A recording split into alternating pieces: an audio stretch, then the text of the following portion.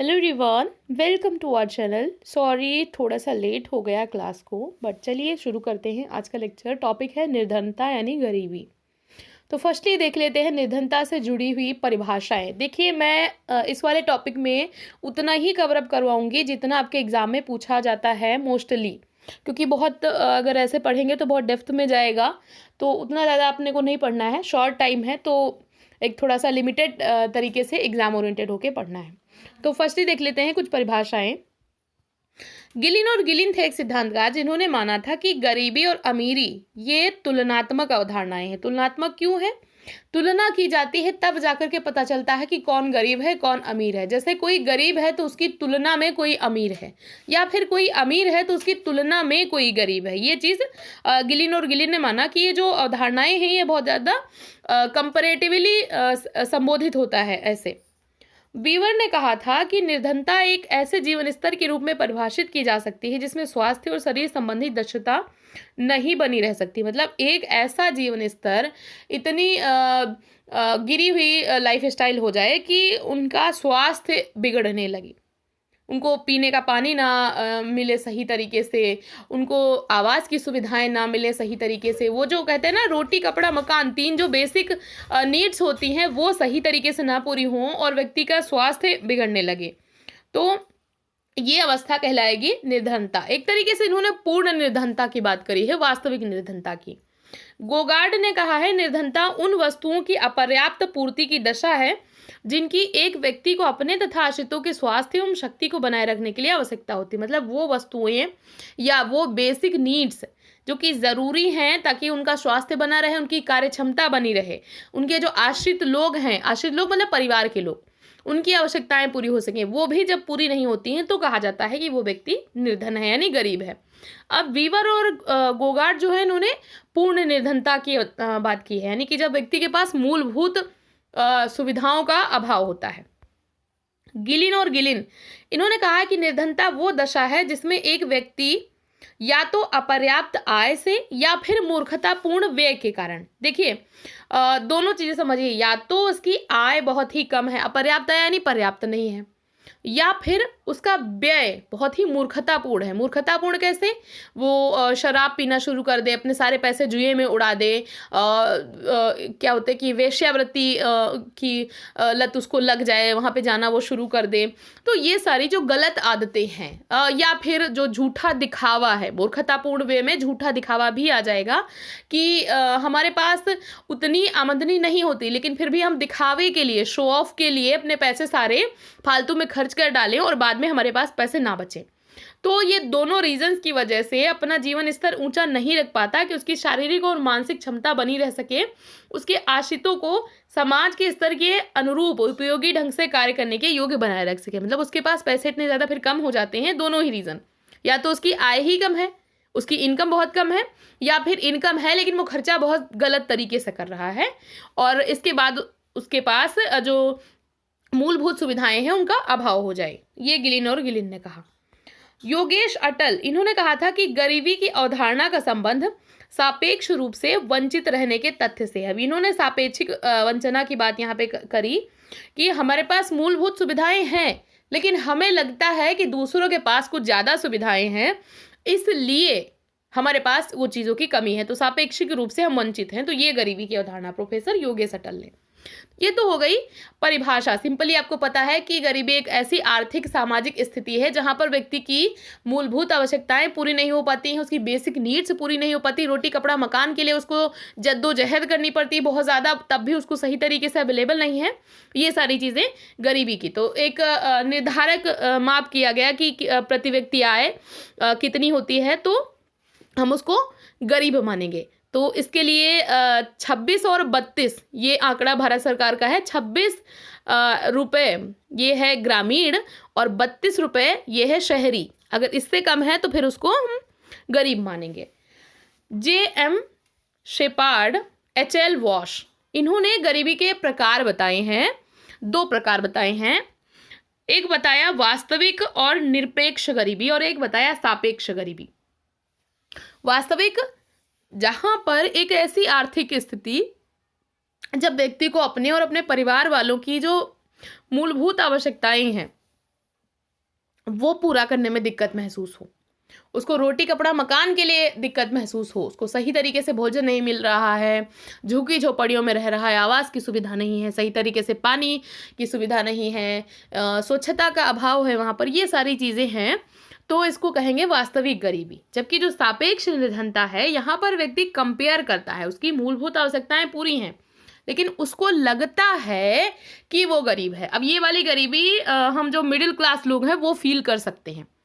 हमारे पास मूलभूत आवश्यकताएं हैं, लेकिन हमें लगता है कि वो वाला आदमी, उसके पास बड़ी सी गाड़ी है, बड़ा सा घर है, ये है वो है, इसलिए वो अमीर है और हम गरीब हैं। तो यहाँ पर हम कंपेयर करते हैं दूसरों से कि उसके पास ये सुविधा है, वो एयर कंडीशन घर में रहता है और हम ऐसे ही रहते हैं, तो हम गरीब हैं। ये वाली फीलिंग जहाँ पर हम दूसरे से कंपेयर करते हैं। ठीक। BS राउंट्री, इन्होंने निर्धनता के 2 प्रकार बताए, एक प्राथमिक और एक द्वितीयक। प्राथमिक में क्या होगा, मूलभूत आवश्यकताएं जहां पर हमें पूरा करने में कठिनाई आए वो होगा प्राथमिक, जहां पर हमारी बेसिक नीड्स पूरी करने में हमें डिफिकल्टी महसूस हो। और द्वितीयक निर्धनता जहां पर कि हमारा व्यय बहुत ही गलत तरीके से हमने किया हो, हमारे पास पैसे हैं लेकिन हमने द्वितीयक निर्धनता अपना ली, जानबूझ के कहें, क्यों? क्योंकि हमने गलत तरीके से पैसे खर्च कर दिए, या तो फालतू के शो ऑफ में, फालतू की परंपराओं को निभाने में, या फिर हमारी कुछ बुरी आदतें हैं, बुरी लतें हैं, उनको पूरा करने के चक्कर में हमने सारे पैसे खत्म कर दिए और बोल रहे हैं कि अब हमारे पास पैसे का अभाव है। तो ये किसने बताया? BS राउंट्री ने, प्राथमिक और द्वितीयक निर्धनता।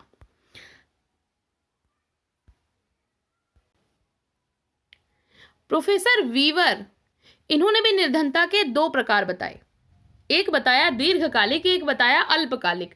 दीर्घकालिक में क्या होता है, पीढ़ी दर पीढ़ी जब निर्धनता आती जाती है, मतलब पीढ़ी दर पीढ़ी मीन्स कि पूर्वज भी गरीब थे, फिर उसके बाद अगली पीढ़ी उससे गरीब हो गई, अगली पीढ़ी उससे गरीब हो गई, और इतना ज़्यादा वो गरीब हैं कि उनके पास कोई भी चीज़ सही तरीके से नहीं है, न खाने के लिए रोटी है, न पहनने के लिए कपड़ा है, ये सारी चीज़ें उनको बहुत ही दिक्कत के साथ में उपलब्ध होती हैं। जैसे किसी को कर्ज में डूबा हुआ देखा है, उसका कर्ज चुकाते चुकाते उसकी अगली पीढ़ी, उसकी अगली पीढ़ी, ये सारी चीज़ें, ये जो पीढ़ी दर पीढ़ी जो गरीबी है, ये इसको प्रोफेसर वीवर ने कहा है दीर्घकालिक गरीबी। इसी को ऑस्कर लेविस ने कहा था गरीबी की संस्कृति। क्या कहा था? गरीबी की संस्कृति, ऑस्कर लेविस, कि कोई व्यक्ति गरीब है क्योंकि उसका कल्चर गरीब है, उसकी संस्कृति में ऐसी बातें हैं कि वो गरीब है। कोई व्यक्ति गरीब है क्योंकि वो गरीब बने रहना चाहता है, उसको अच्छा लग रहा है गरीब होना, ये सारी चीज़ें, तो उसकी कल्चर में ऐसी चीज़ें हैं कि वो गरीब है, गरीबी की संस्कृति, ऑस्कर लेविस। और अल्पकालिक निर्धनता, जहाँ पर कुछ समय के लिए वो व्यक्ति निर्धन हो जाए, उसके पास पैसों का अभाव हो जाए, जैसे व्यापार में घाटा हो गया, अचानक से कोई लॉस हो गया, वो अल्पकाल के लिए निर्धन हो गया, या फिर उसको काम मिल रहा था, उसको रोजगार से निकाल दिया गया, कुछ समय के लिए वो गरीब हो गया, या फिर वो बीमार पड़ गया, सारा पैसा बीमारी में लग गया, वो कुछ समय के लिए गरीब हो गया। तो अल्पकालिक निर्धनता जो कुछ समय के लिए होती है। अब देखते हैं निर्धनता आती क्यों है, क्यों, रीजंस वैसे तो सभी को पता है, बट अब लिखित में आपको जानना जरूरी है। तो निर्धनता क्यों आती है, इसके रीजन क्या है? तो पहला जो कारण है, देखिए समाज में रहते हैं तो जाहिर सी बात है कि पहला कारण हम समाज को ही ढूंढने की कोशिश करेंगे, क्योंकि अगर दुर्खीम के शब्दों में कहें तो दुर्खीम क्या मानते हैं कि समाज में जो कुछ भी है उसके लिए समाज स्वयं उत्तरदायी है। और सेम चीज मर्टन ने कही है कि सामाजिक संरचना में अगर कोई विसंगति है तो उसके लिए संरचना स्वयं उत्तरदायी है, कोई बाहरी चीज नहीं। तो अब अगर समाज में कोई चीज है तो उसके लिए समाज उत्तरदायी है। तो निर्धनता के लिए कैसे समाज उत्तरदायी है वो देखिए। तो समाज में कुछ प्रथाएं हैं, कुछ संस्थाएं हैं, कौन कौन सी? पहला तो संयुक्त परिवार और दूसरा जाति व्यवस्था। ठीक है, एक तो संयुक्त परिवार, दूसरा जाति व्यवस्था। ये दोनों कैसे उत्तरदायी हैं? तो देखिए संयुक्त परिवार में रह करके व्यक्ति को ये फीलिंग आती है कि एक तो हमें अपना परंपरागत व्यवसाय में ही हाथ बटाना है, उसी में कुछ नया नहीं करने दिया जाता है, घर छोड़ करके कहीं बाहर कमाने के लिए नहीं दिया जाता है ताकि लोग कुछ और नया कर सकें, कुछ पैसे और कमा सकें, तो बाहर नहीं जाने दिया जाता। और संयुक्त परिवार में क्या होता है कि अगर कोई व्यक्ति कार्य नहीं भी कर रहा है तो भी आप उस घर के सदस्य हो तो आपको भरण पोषण के लिए चीज़ें मिल जाएंगी। तो आलस्य अकर्मण्यता व्यक्ति के अंदर आती जाती है। तो ये सारी चीज़ें क्या होता है इससे कि परिवार की आय फिर धीरे धीरे कम होने लगती है, नवीन आय के स्रोत कम हो गए और फिर क्या है कि उनके परिवार में गरीबी भरी पड़ी। वरना जितने लोग हैं सारे लोग अपना अलग अलग काम कर सकते हैं तो उससे इनकम के सोर्स बढ़ेंगे, लेकिन वो चीज़ यहाँ पे नहीं कर सकते आप, परंपरागत में ही करोगे। जाति प्रथा कैसे है? तो जाति प्रथा निर्धारित करती है कि परंपरागत व्यवसाय ही व्यक्ति करे। जाति यही तो बोलती है ना कि परंपरा के आधार पर आप अपना व्यवसाय करो। तो अगर निम्न जातियां निम्न व्यवसाय ही करती रहेंगी तो वो हमेशा गरीब ही रहेंगी ना, उनकी तो गरीबी और बढ़ती जाएगी। तो इसलिए जाति प्रथा भी इसके लिए उत्तरदायी है। तीसरा कारण है अशिक्षा। अशिक्षा और एक जो मैं मानती हूं मेन रीजन है वो है कि शिक्षा का दोषपूर्ण होना। जो हमारी शिक्षा प्रणाली है वो दोषपूर्ण है। तो अशिक्षा के लिए क्या है कि जब आपके पास नॉलेज नहीं है, स्किल नहीं है, आपको पता नहीं है कोई चीज़ें, तो आप उसी कुचक्र में फंसे रहते हो, आप उन बुराइयों से निकल नहीं पाते, आपको पता ही नहीं है कि ये बुराइयां हैं। और शिक्षित लोग क्यों बेरोजगार हैं? क्योंकि जो हमारी शिक्षा प्रणाली है वो बहुत ज़्यादा दोषपूर्ण है। यहाँ पर हमारे यहाँ क्या होना चाहिए? व्यावसायिक शिक्षा होनी चाहिए। ऐसी शिक्षा दो कि व्यक्ति अपना कुटीर उद्योग, लघु उद्योग कुछ तो कर सके। अगर उसको नौकरी नहीं मिले तो हमारे यहाँ नौकर बनाए जा रहे हैं। सिंपल सी बात कि वो जो अंग्रेजों वाली पद्धति है उन्होंने क्यों लाया था यहाँ पर? ताकि वो अपने स्वामी भक्त तैयार कर सकें, नौकर तैयार कर सकें। और वही चीज़ अभी भी आ रही है। डिग्री हासिल करते हैं, उसके बाद पढ़ाई करते हैं और उसके बाद नौकरी की तलाश में। व्यवसायिक शिक्षा का अभाव है, अपना खुद का हम कुछ नहीं कर सकते, उसी पे डिपेंड है। और जिन लोगों को नहीं मिली वो इधर उधर भटक रहे हैं। तो दोषपूर्ण शिक्षा प्रणाली है, स्किल नहीं है लोगों के अंदर। डिग्रियां ले ली, पीएचडी कर लिया आपने, डिग्री कौन सी है? पीएचडी की। और पीएचडी करने के बाद अगर उससे उसी फील्ड से रिलेटेड चीजें पूछो तो उसको नहीं पता है। एक नेट क्वालिफाइड बच्चा, उसको उससे संबंधित चीजें पूछो तो उसको नहीं पता है। ये क्या है? हम लोग रट रहे हैं चीजों को, हमारे अंदर स्किल खत्म हो रही है। जैसे मैं हमेशा बोलती हूँ कि आपके पास कोई भी डिग्री आ जाए, आप कितना भी पढ़ लो, अगर आपके पास नॉलेज नहीं है, स्किल नहीं है, तो आप कभी भी कुछ नहीं कर पाओगे। ना तो गवर्नमेंट सेक्टर में, ना प्राइवेट सेक्टर में, और ना खुद से किसी भी फील्ड में आप कुछ नहीं कर पाओगे। और अगर आपके पास स्किल है, आपके पास नॉलेज है, तो आप हर फील्ड में अच्छा कर सकते हो। तो आप गरीब रहने के आपके चांसेस बहुत कम है, रहोगे ही नहीं। तो जो हमारी शिक्षा प्रणाली है वो भी दोषपूर्ण है। फिर समाज और कैसे उत्तरदायी है? तो समाज में बहुत सारी कुप्रथाएं हैं। आपने देखा होगा समाज में क्या है, किसी का जन्म हुआ तो भैया भोज दो, किसी की शादी है तो भले ही उसके माँ बाप के पास पैसे ना हो, लेकिन वो दिखावा करने के लिए, अब ये सबसे ज्यादा कौन करता है? मिडिल क्लास लोग। बड़े आदमी के पास तो पैसे हैं तो वो तो करेगा ही करेगा, वो कर रहा है उसका समझ में आता है। गरीब आदमी के पास नहीं है, वो सिंपल से कर रहा है। लेकिन मिडिल क्लास लोग अपनी सामाजिक प्रतिष्ठा, अपना झूठा दिखावा पूरा करने के लिए वो विवाह भोज के नाम पे इतना ज्यादा, मतलब सोचो ना, एक सर्वे आया था कि भारत में जो विवाह भोज है और जो मृत्यु भोज है उसमें जितना खर्चा होता है वो अगर शेव हो जाए तो एक व्यक्ति की पूरी लाइफ आसानी से गुजर सकती है। मतलब उसमें इतना ज़्यादा खर्चा हो जाता है। अब वो आप कर्ज लेकर के भी उसमें लगाओगे और फिर वो कर्ज चुकाते चुकाते आपकी पूरी जिंदगी गुजर जाए। दहेज प्रथा, नहीं है पैसे लेकिन फिर भी आपको देना पड़ रहा है। क्यों? क्योंकि डिमांड है। आपको क्या करना है? अनुलोम विवाह ही करना है, उच्च घर में ही जाना है। तो ये चीज़ें क्या है? ये जो कुप्रथाएं हैं ये भी कहीं ना कहीं हमें गरीब बनाती जा रही हैं। यही तो है ना कि हमारा कल्चर हमें गरीब बना रहा है, हमारी संस्कृति हमें ऐसी सीख दे रही है, हमारे मूल्य ऐसे हैं। फिर और क्या है? गंदी बस्तियां और निम्न स्वास्थ्य स्तर। जब आपके पास रहन सहन की सही तरीके से सुविधा नहीं है, गंदी बस्तियों में रह रहे हो, आपका स्वास्थ्य अगर सही नहीं है, कहते हैं ना हेल्थ अगर खत्म हो जाए तो आपका वेल्थ खत्म हो गया, हेल्थ इज वेल्थ। जब आपका स्वास्थ्य स्तर सही नहीं है, चाहे वह शारीरिक रूप से हो चाहे मानसिक रूप से हो, आजकल मानसिक स्वास्थ्य सबका बहुत ज्यादा खराब रह रहा है क्योंकि सब बहुत ज्यादा टेंशन डिप्रेशन में रह रहा है। तो अगर आपका स्वास्थ्य नहीं सही है तो कार्य कुशलता आपकी घटेगी, और जब आपकी कार्य कुशलता घटेगी तो फिर आपको रोजगार के अवसर भी कम प्राप्त होंगे और वहां पर आप क्या है, आपकी आय कम होगी। आप गरीब होगे। तो ये तो सामाजिक कारण हो गए। आर्थिक रीज़न क्या है? कृषि का पिछड़ापन। मेनली ज़्यादातर जो लोग हैं वो खेती करते हैं और खेती इतनी एडवांस है नहीं कि लोगों की अच्छी खासी आय हो सके।